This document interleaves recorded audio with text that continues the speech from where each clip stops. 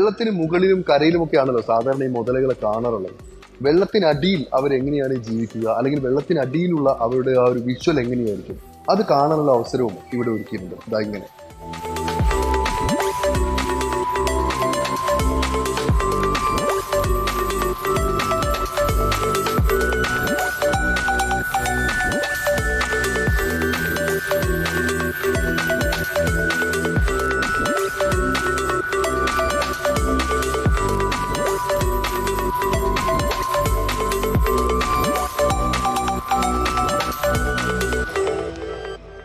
ആ കാണുന്ന തരത്തിൽ കൺപീലിയിലുള്ള ഒരു പ്രത്യേകതയാണ് ഇവർക്ക് വെള്ളത്തിനടിയിലുള്ള യാത്ര സുഗമമാക്കുന്നത്.